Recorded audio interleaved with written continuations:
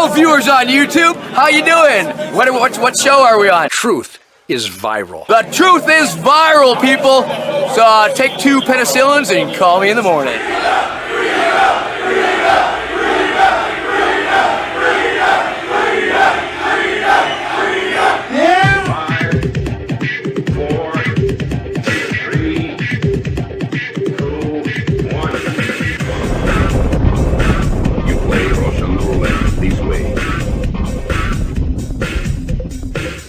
Places you don't talk about at parties. You want me on that wall.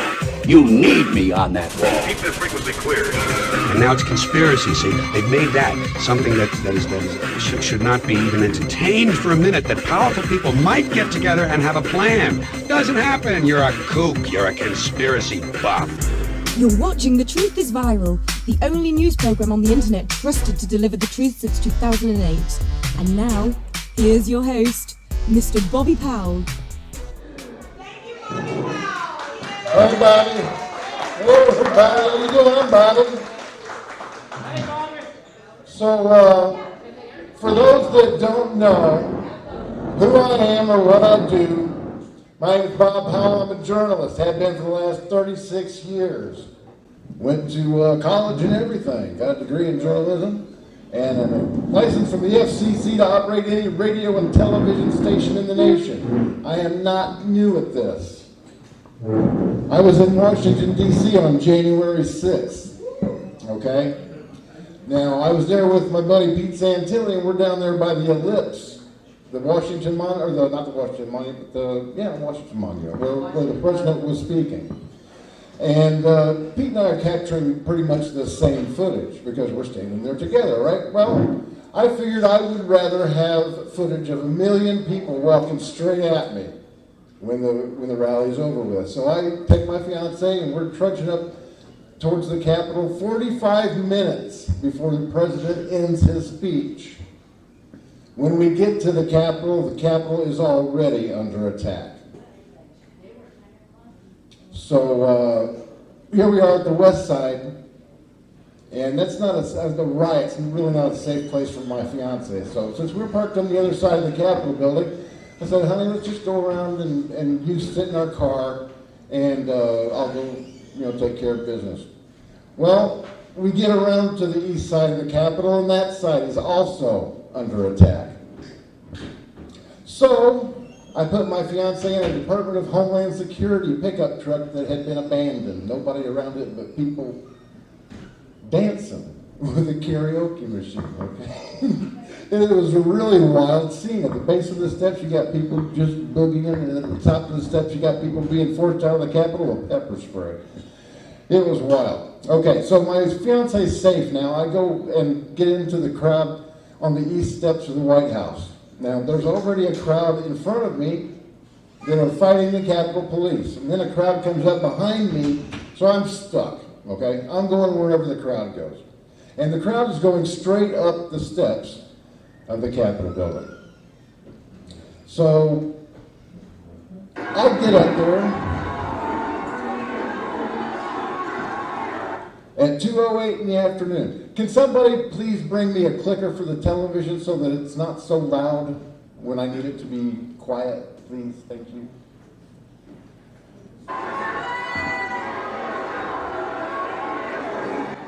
So this is the crowd on the east side of the Capitol building. Thank you very much. This man right here is an undercover federal agent. I will tell you how I know that in just a minute. That guy right there wearing the Trump hat is Antifa. In 5 minutes, you're going to see him change his clothes, and all of a sudden, he's not wearing his black ski mask anymore, and he's going to be a Trump supporter, right? Okay, so we continue. First thing I see when I get up to the top of the Capitol steps is a man breaking a window off to my right. His name is Hunter Emke, 20 years old, from Glendora, California.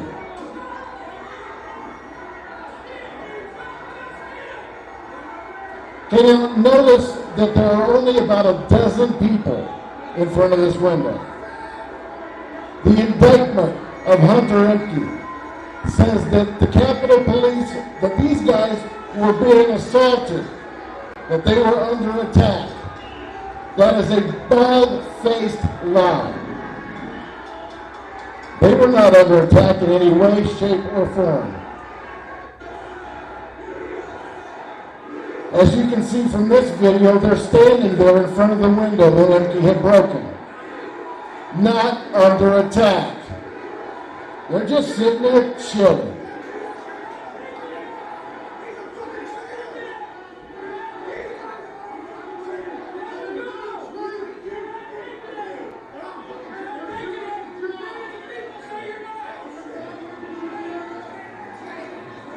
There's the guy with the American flag on the right-hand side again. In just 1 minute, you're going to see him in different clothes.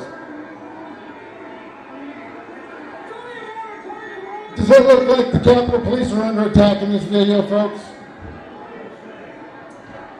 They're just kind of having a, oh, why am I here, man?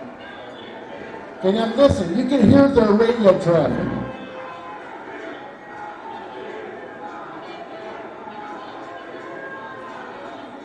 Okay, now, when I first got up to the east steps of the Capitol, I had very little battery power.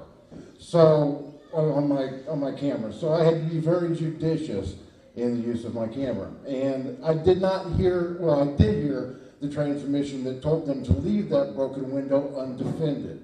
That's what caused me to turn my camera on just in time to catch them leaving. So they walk off with a crowd trying to get into the Capitol steps or the Capitol doors 30 feet away. They abandon that window and they go down the steps and go inside the building. A couple of minutes later, I'm picking up glass, right? I want to take home some souvenirs. Did you hear that guy? Says, why don't you guys open up the rest of it? Why don't you guys open up the rest of it? Because I think that'd probably be illegal. That is the federal agent that I was talking about before. He said, why don't you guys open up the rest of it and go on in? I said, because that's probably illegal. Boy, was that a good thing to say. Now, I turned my camera around. I hear the sound of crunching glass. I'm like, where is this coming from? It's coming from that FBI agent that's pulling the glass right out of the window frame. There's Mr. Antifa, the guy that was wearing the ski mask a minute ago. Okay, now, people are asking me, why is he attacking a man that he had just stood aside to let into the building? Because I'm standing there wearing a press helmet. Well, it's a helmet with the letters press on it. And I'm pointing the camera right at him when he pulls that window from the frame. He knows that he's been busted. So automatically, what does he do? At first he steps aside to let that Antifa guy get in the Capitol building. And I'm not going to allow that. I'm a United States Marine. I swore to defend this nation against all enemies, foreign and domestic, and that oath has no expiration date. So nobody was going into the Capitol that day through a broken window during a riot on my watch, and nobody did. But Mr. FBI guy didn't. He wanted people to go inside, so he took the window completely out. Mr. Antifa was going to go do that. He pushes that Mr. FBI guy out of the way, and here I say, Do not go in there!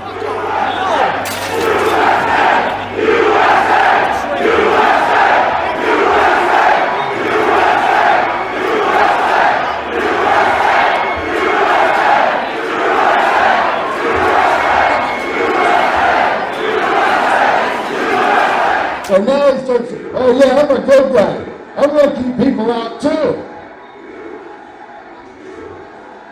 So he pushes this guy a couple of times.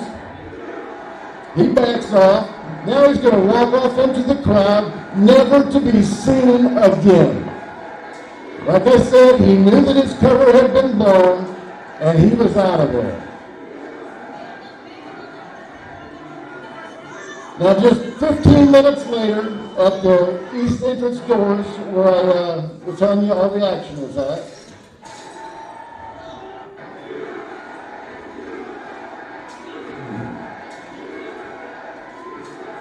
again, I'm doing my best to be lawful. I'm not going in the Capitol, never had that intention. But there's a man on the left side of this door in brown tactical gear who's pushing people inside. Watch my camera. As you can see the forward motion as I'm being pushed into the Capitol. Here it comes. Forward motion right there. I'm being pushed by a federal agent into the Capitol building of the United States of America. That's assault. And as soon as I get a hot minute, I'm going to file an unknown subject warrant against that student. Now, I've got tear gas in my eyes, right? I can't see what I'm doing. God led my actions that day. Every minute of it. He kept me safe, and he put me in the right place at the right time to capture this crime. I can't see what I'm doing, but I did a pretty good shot of Mr. Second FBI guy there. Now, how do I know that these are FBI guys?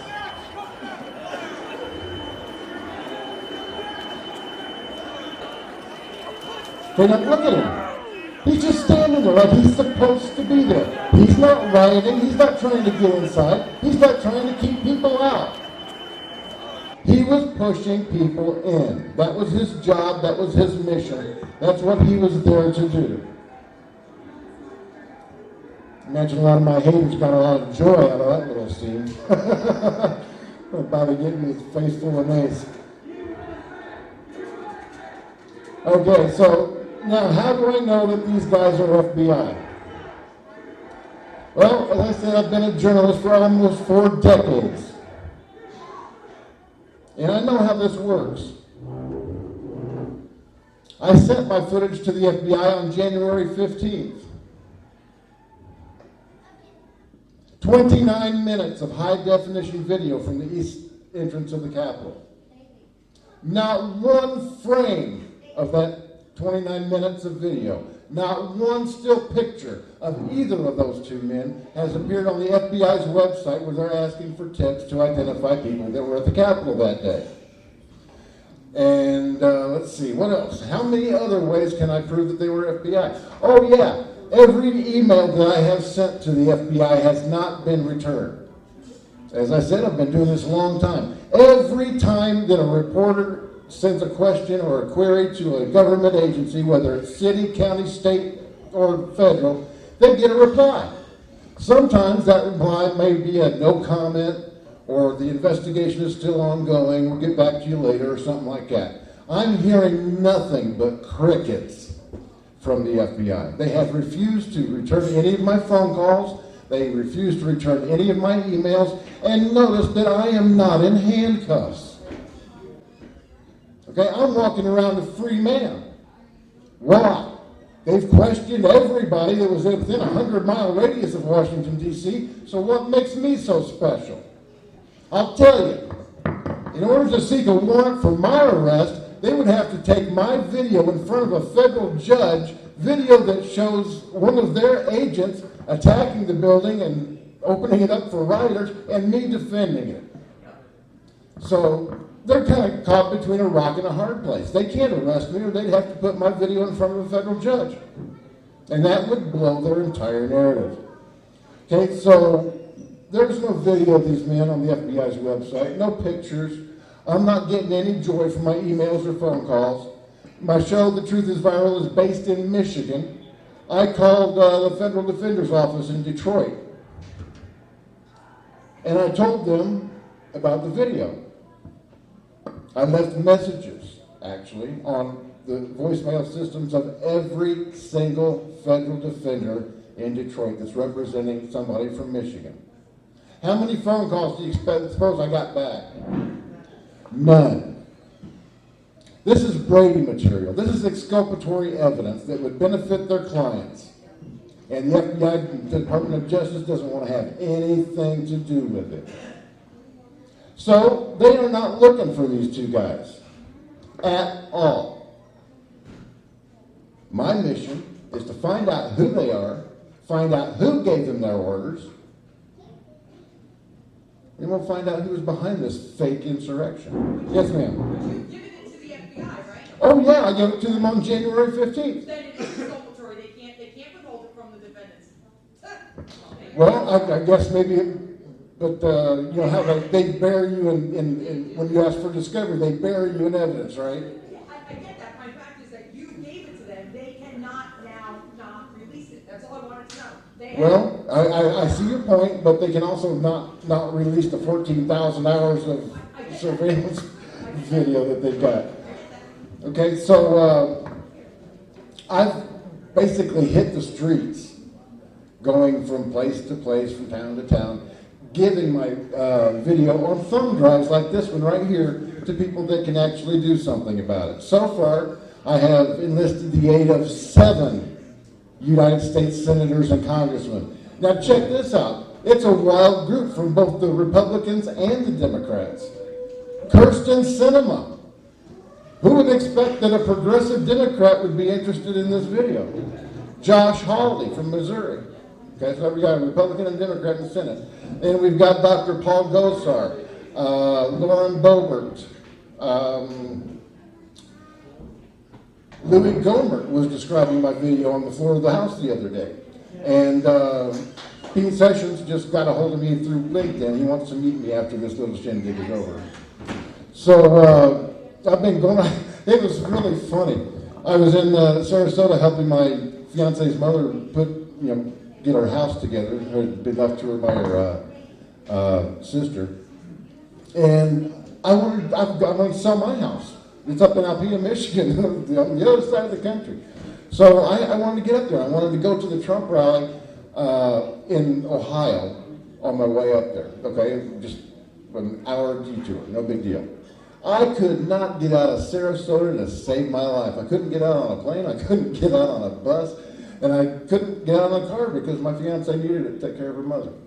But as soon as I figured out there's no way in hell that I'm going to be able to get to the Trump rally, I get a call from CAPP, Citizens Against Political Persecution in New York. And they asked me to come up and speak and show them my video. So I did that. And while I was in New York, I did a very interesting thing. I've been emailing this video to everybody that I can think of. Hundreds of emails I've sent. Most of them have been returned undeliverable, even those that I've sent to the Senate. Okay?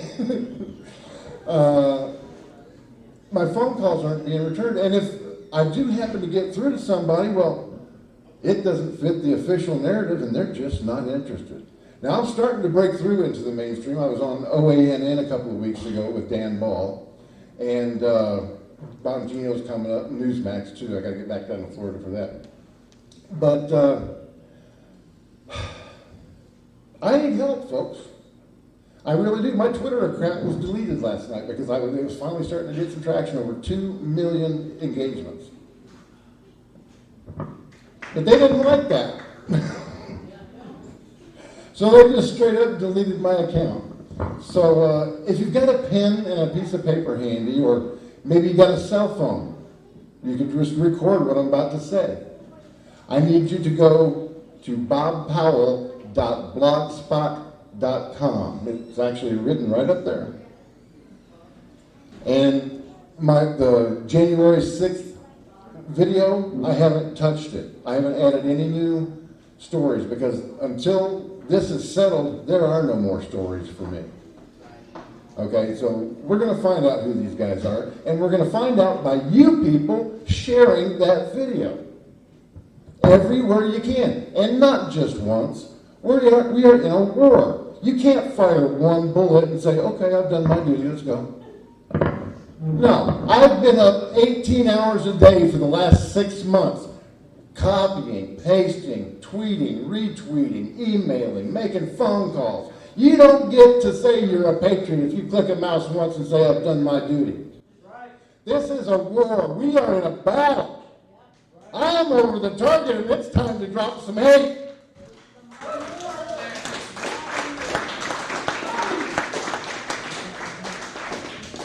All right, I would like to thank everybody for listening to me, and don't forget, go to bobpowell.blogspot.com. If you have the ability, contribute to my mission of saving lives and winning souls for Jesus Christ by hitting that PayPal button. And don't forget, the most important thing that you can do is to share my video. Okay, just go to bobpowell.blogspot.com. Share the very top story in emails, SMS messages. Put it on smoke signals. I don't care. This is an information war. We need to get the information out there. One question, then we've got to go. Yes, ma'am. Do you have a card? I do not. I've given them all away. I'm sorry. Can you guys post your website on the Patriot Network Summit page? Post your website and your info on the Patriot Network Summit page. Okay. Those of us that don't have good memory can find it. I will do that. Okay. So thank you all for listening, and God bless. Semper Fi, and hoorah.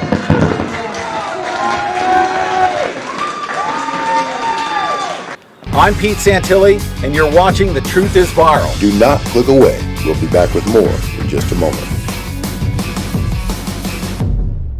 And I don't want no one to cry, but tell them if I don't survive, I was born free. I was born free. I was born free. Born free. Well, I stand here today telling you God's truth, speaking in the name of and with the authority of our Lord and Savior Jesus Christ, because I am telling you the truth. It was the FBI and not Trump supporters who led the insurrection at the Capitol on January 6th.